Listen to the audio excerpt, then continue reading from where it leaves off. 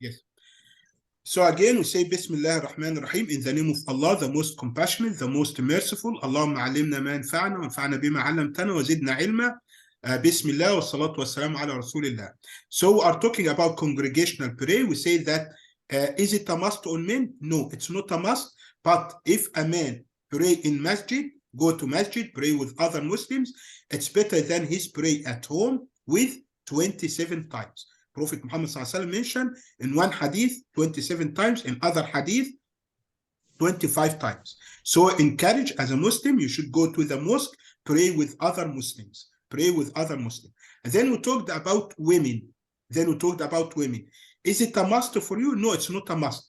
But if you like to go, hadith Prophet Muhammad وَلِيَخْرُجْنَا كَفِلَاتٍ, that when you go out to the mosque, of course, don't put perfume.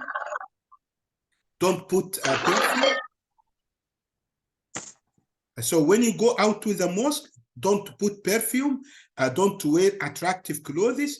Try to make it for the sake of Allah. You are going to mosque either to learn from other sisters or you teach other sisters. So it's a benefit to people, to be beneficial to people. Either you get knowledge or either you give knowledge. So in both cases, you want reward from Allah. So you try to get reward from Allah. And sister, this is normally. As a Muslim woman, when you go out of your house, maybe you go out to work, maybe you go out for anything, to buy something from the shopping center or whatever. So when you go out of your house, you should know, put in your heart and your mind that you are Muslim. You are Muslim. People will look at you as a Muslim woman. So if you actually you want to give da'wah, you want to invite people to Islam, try to do it practically. Allah mentioned in the Holy Quran, اعملوا آل داود شكرا, that Allah speak to Prophet Dawood and his family, his son Solomon.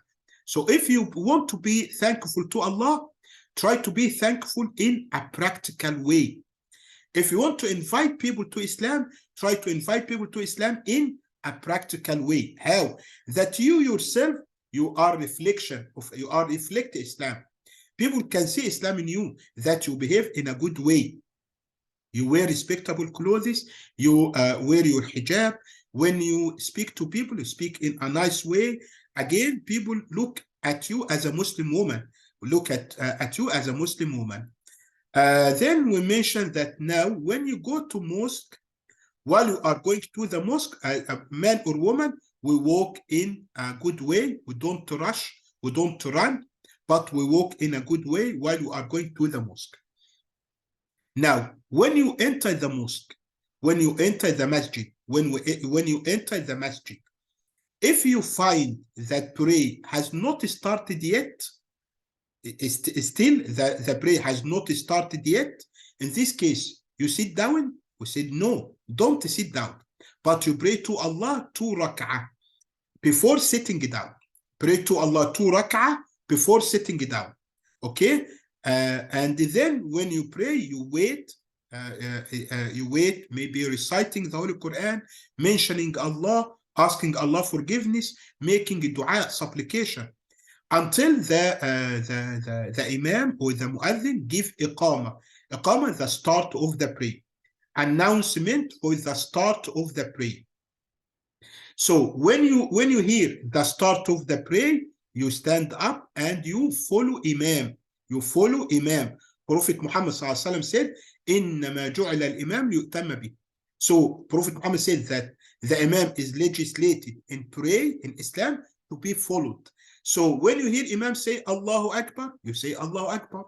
When you see Imam go to a bowing position, you go to bowing position.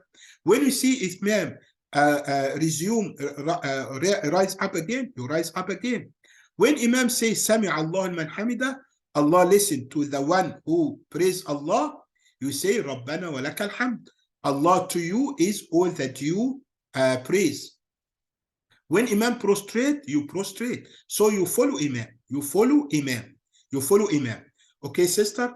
Here I'd like to mention something, that if you pray Fajr, if you pray Fajr, behind the Imam, you will hear Imam reciting. It's called Qura'ah Jahriyah, that loud recitation. So in Fajr, you will hear Imam reciting. So you listen to his recitation. You listen to his recitation, okay, in Fajr. Also in the first 2 rak'ah of Maghrib, also you will hear the Imam reciting. So you listen to the recitation of Imam.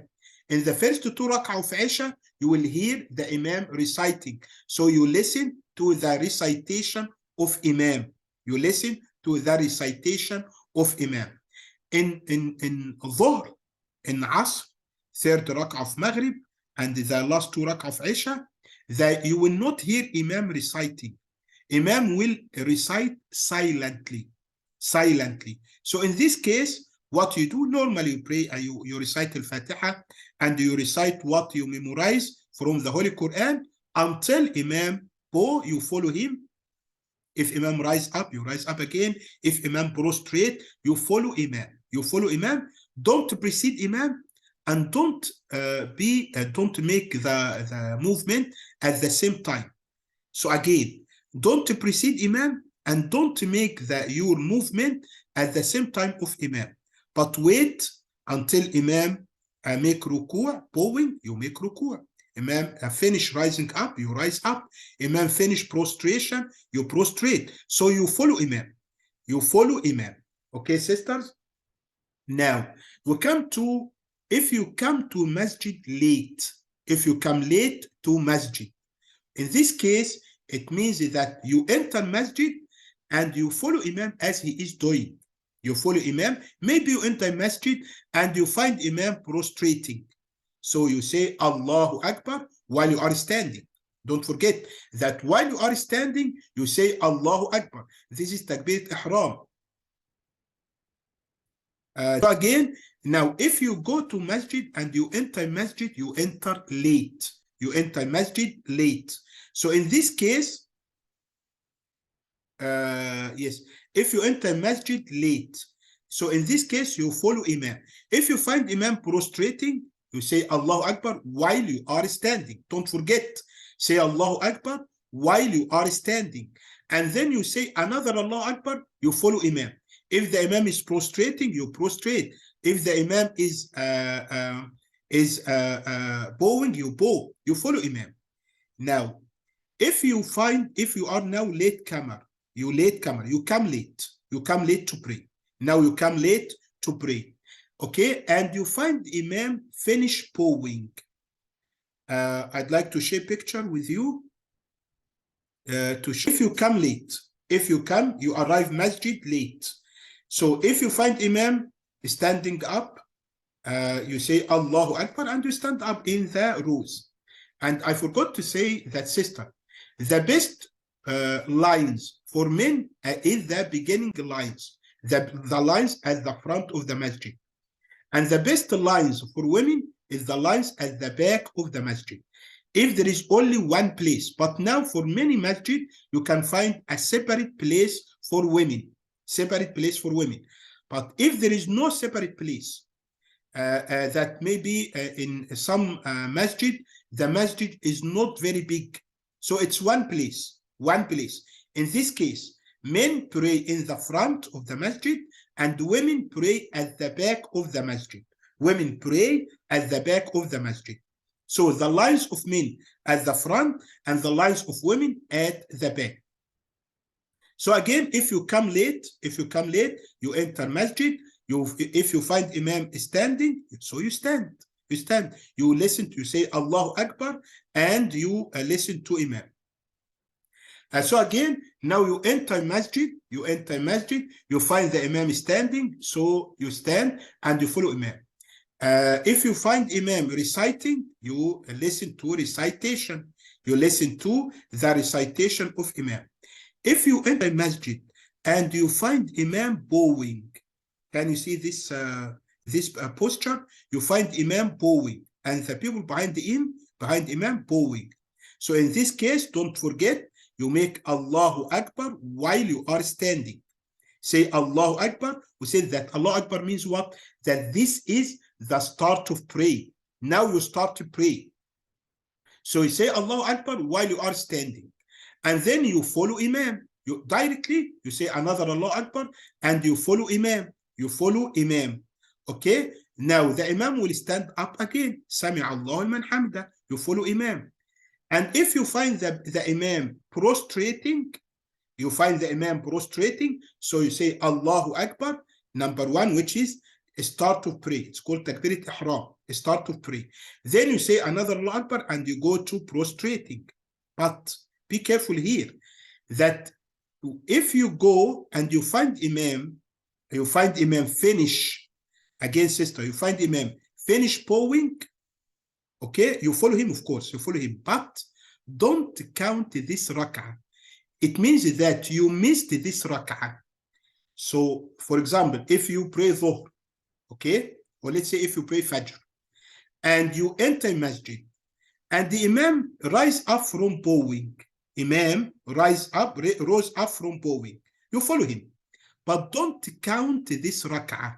Now you miss rak'ah number one. You missed rak'ah number one. So you follow Imam. You stand up again. You say Sami Allahu liman hamida. You prostrate. Of course, you get reward from Allah because you prostrate. But this rak'ah is not counted. You missed this rak'ah. So Imam will follow. Go to rak'ah number two. You follow Imam.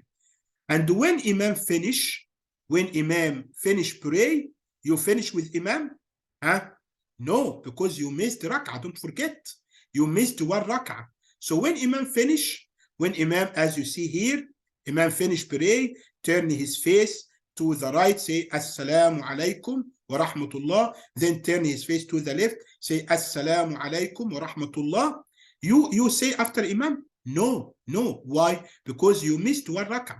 Don't forget, you missed one rak'ah. So you stand up and you pray the rak'ah which you missed. You pray it alone. You pray it individually. Okay? Because you missed one rak'ah. Here again, this about the rules of congregational prayer. We mentioned if you come late, what you should do. Okay? If you come early to Masjid and the prayer has not started yet, we said don't sit down. If you come early, the prayer has not started yet, don't sit down. You can even inside Muslim country, you can find people who enter and sit down directly. This is wrong. If the prayer has not started yet, you pray 2 rak'ah. It's called Tahiyyat al-Masjid, that salutation to the Masjid. And then you sit down and you wait for pray to the start of prayer. What are you doing while you wait? You mention Allah, you recite the Holy Quran, you supplicate, raise your hand, and ask Allah for whatever you want. You get great reward from Allah. Now, let's talk about latecomer. If you come late, as you mentioned, you follow Imam. Say Allahu Akbar while you are standing, and you follow Imam. And when Imam finish, you don't finish with Imam because you come late. Don't finish with Imam. You stand up and you look how many rak'ah. If you miss 1 rak'ah, you pray 1 rak'ah. If you miss 2 rak'ah, you pray 2 rak'ah. Okay? If you miss 3 rak'ah, it depends on how many rak'ah you missed. How many rak'ah